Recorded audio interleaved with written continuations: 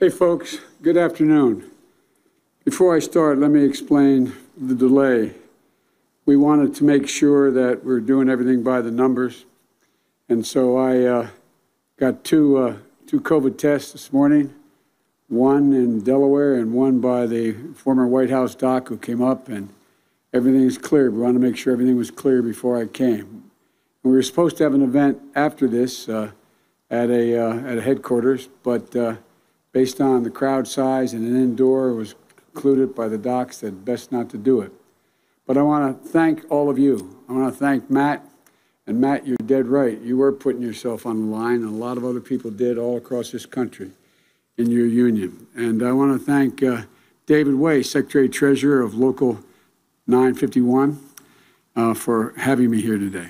Look, I'd like to start by acknowledging, which I'm sure all of you do as well, sending my prayers for the health and safety of the First Lady and President of the United States after they tested positive for COVID-19. My wife Jill and I prayed that they'll make a quick and full recovery. This is not a matter of politics. It's a bracing reminder to all of us that we have to take this virus seriously. It's not going away automatically. We have to do our part to be responsible. It means following the science, listening to the experts, washing our hands, social distancing. It means wearing a mask in public, and it means encouraging others to do so as well. It means having masking mandates nationwide.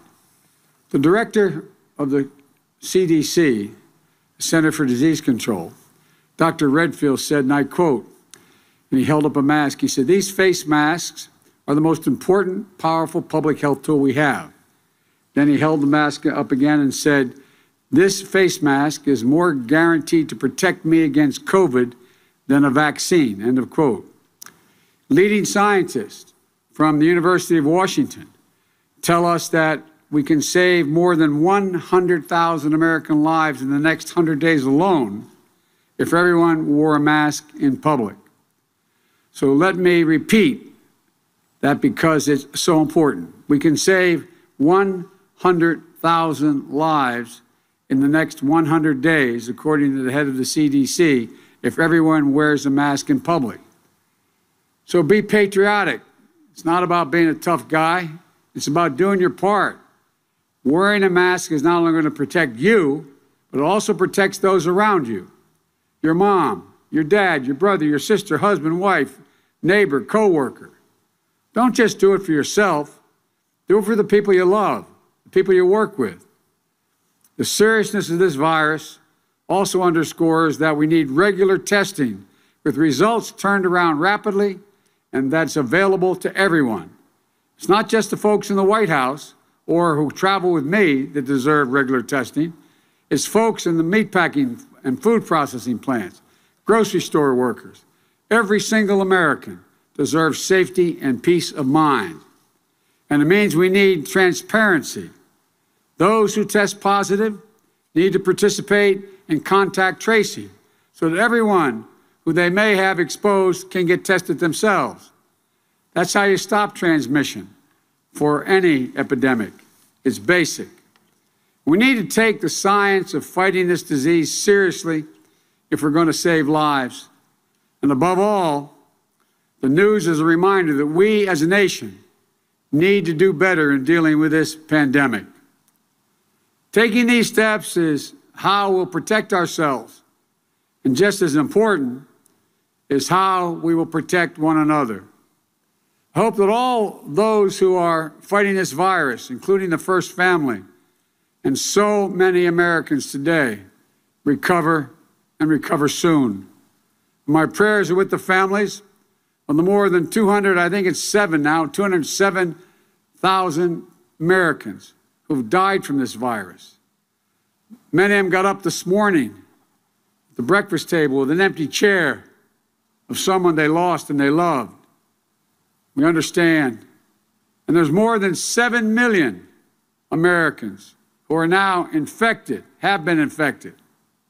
That includes folks here in Grand Rapids and all across Michigan, especially all of you with the UFCW who are on the front lines of this pandemic and on the front lines of this economic crisis.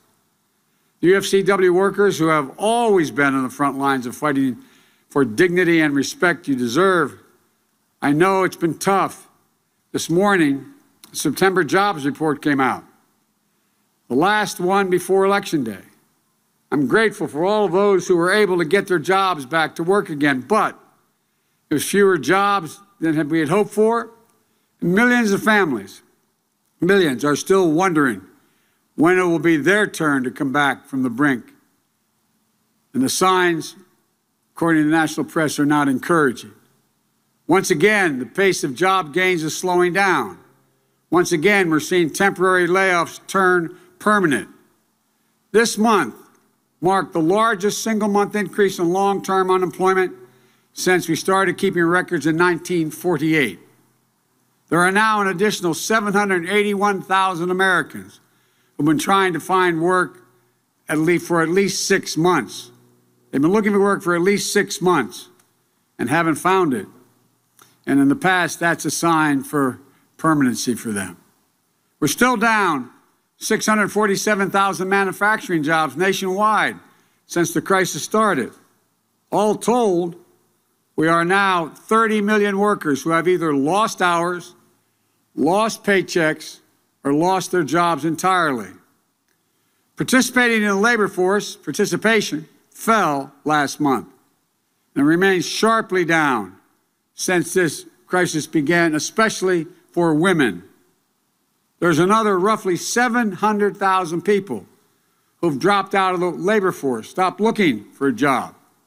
The vast majority were women, demonstrating once again how this economic crisis has been especially tough on women and families in this country. This will be the first presidency in modern history to leave office with fewer jobs than when it came into office. Michigan has lost more than 361,000 jobs since the beginning of 2017. In fact, factories were already closing before COVID, like the Knoll plant here in Grand Rapids. They announced back in January they were shutting down and cutting 210 local jobs. Manufacturing has already slipped into a recession last year. The net loss of auto manufacturing jobs you saw here in Michigan. And that economic pain was only amplified by the pandemic. Your schools and local businesses are closed, like all places around America. More than 26 million unemployment claims were filed by Americans last month. 46 million Americans have exhausted their emergency savings. And essential workers here in Grand Rapids won't forget how the UFCW members saw their jobs turned suddenly into a life and death task. Folks, today's report reinforces another painful trend, the continuing of what economists call a K-shaped recovery. The K means that letter going up, that's those who on the top, it keeps going up. While everyone else in the middle is going down and below, we're seeing things get worse. It means essential workers, UFCW workers, who sacrificed to keep us going through the pandemic and continue it, are being left behind by the most unequal recovery in modern history. Because while workers are struggling, and this is a fact, the top 100 billionaires in America have done pretty well, just the top 100 of them. They've made up more than $30 billion this year, in the last 9 months. And everyone else, though you keep hoping, you get the bottom of that K-shaped recovery. You get the downward slide. You're left to figure out how you're going to pay the bills and put food on the table, how to balance doing your job with being a teacher to your kids because their school has gone remote. You're asked to risk your neck because you can't work from home, or the risks for COVID are kept outside. Because you work at a meatpacking plant or an assembly line or at a checkout counter. You know, I do understand this is a scary time, an uncertain time. I understand it and I see you because I see the world from where I grew up in Scranton, Pennsylvania, a lot like Grand Rapids. It's filled with an awful lot of good people busting their neck every day, do the right thing for their families. In Scranton, my mom used to have an expression. She'd say it not just in Scranton, but from the time we left there. Say, Joey, nobody's better than you, Joey, but everybody's your equal. My dad's constant refrain after he lost a job in Scranton when there were no more work and he had to move to Delaware. He moved away for a little over a year, come back every weekend to see us. By the time we finally, a couple of years down the road in Delaware, got to finally be able to buy a home, my dad used to use this expression. He said, Joey, a job's about a lot more than a paycheck. It's about your dignity. It's about respect. It's about your place in the community. These are the values that shaped my growing up, and I suspect most of you. They shaped my whole life. So I know and understood from the very beginning of consciousness about this that Wall Street and CEOs didn't build this country. The middle class built this country. And unions built the middle class. That's why I've laid out a comprehensive agenda, not just to rebuild our communities, but to make bold investments so we can build back and build back better. An independent analysis, actually from Wall Street, Moody's, projected that my plan will create 18.6 million jobs, 7 million more than the administration's economic plan, and $1 trillion more in economic growth than the president's plan. That's not coming from a liberal think tank. That's coming from Moody's. Here's how my plan works. I'm going to raise taxes on people only making over $400,000. Anyone making less than $400,000 a year won't pay a penny more. But I'm going to ask the very big corporations, the Fortune 500 and the wealthy, to pay their fair share for a change. That means raising the corporate tax rate, which was in the mid-30s, and now is 21% back to 28%.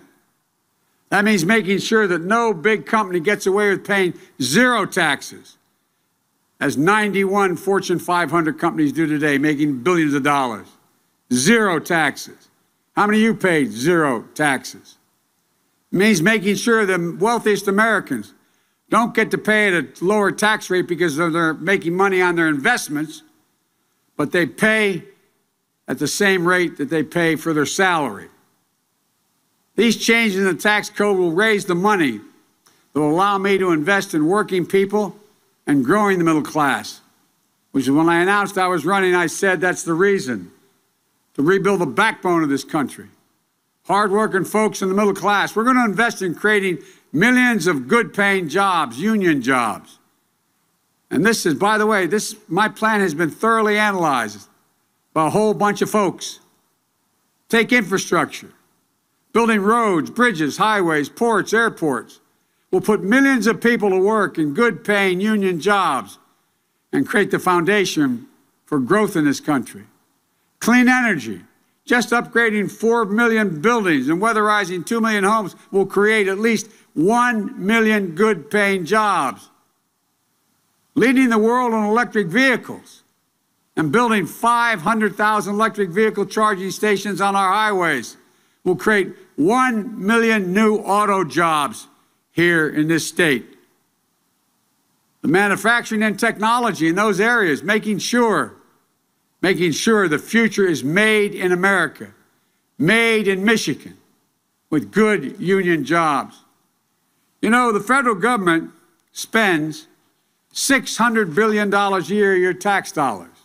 $600 billion a year to purchase everything from military equipment to steel to cars to trucks to federal fleets. That's $600 billion.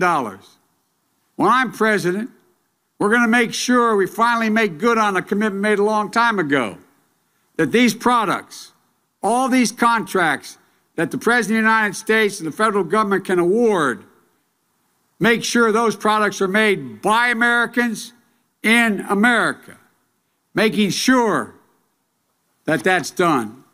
It's estimated that will create 5 million new manufacturing jobs and technology jobs. For small businesses, we're going to make sure small businesses come out on the other side of this terrible circumstance with access to capital and the ability to deal with the debts that have been accumulated during this pandemic. And we'll make investments to increase incomes as well. $15 minimum wage. No one should be in a position to have to work 2 jobs just to get above the poverty line.